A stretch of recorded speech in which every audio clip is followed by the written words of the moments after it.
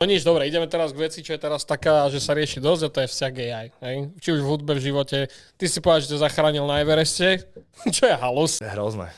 To je hrozné, lebo jedného dňa, ako ja si myslím, že to smeruje k tomu, že herec napríklad nedostane honorár za to, že zahra film, ale za to, že jeho tvár sa bude môcť použiť. Požiča look. No, požiča proste len look a že to bude proste, že napíšeš nejaké body, ktoré chceš, aby boli vytvorené v scenári, vypluje ti proste AI scenár, potom ti vypluje monológy, dialógy a všetky tieto veci a nakoniec zadaš, kto chceš, aby čo hral, ktorú postavu a on ti podľa mňa vypluje film. A to sa podľa mňa bude diať s grafikmi, s fotografmi, so scenaristami, s hercami, s umelcami, ale už je to vlastne veľká časť AI a neviem, či aj beaty mu nerobí AI.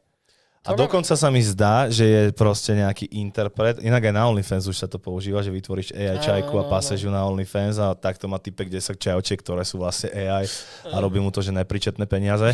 Ale viem, že AI sa robia normálne, že albumy, ktoré sú na Spotify a to má normálne streamy. Si zober, že si vytvoril niečo v kompe, sedíš na piči, chodia ti z toho. Napísané, že môže byť použitá AI k tomu, aby mohla byť nominovaná nejaká skladba alebo album, ale celkovo, že to celé vytvorilo AI with no human authorship, proste to sa nemôže. Je to strašidelné, ale tak je to zase, lebo to nemáme to jak pochopiť, lebo nevieme, aký to má potenciál, ale ja si myslím, že sa stane to, že keď budeš mať napríklad reštaurácie, kde máš hlavne robotov, hej, dajme tomu, tak to sa stane mainstream jak blázen a bude to proste ten cheap dining a potom budeš mať tú ľudskú reštauráciu, čo bude drahé ako kokot. A vieš, že to sa podľa mňa bude diať aj všeobecne, ale nevieme, kde vlastne to AI má ten potenciál. Akože No jasné, ale ešte stále je nejaký software, ktorý odhalí, že to je AI, ale keď to skončí a teraz, ja neviem, budú chcieť nejakého politika odstrániť a urobia video, kde proste, ja neviem,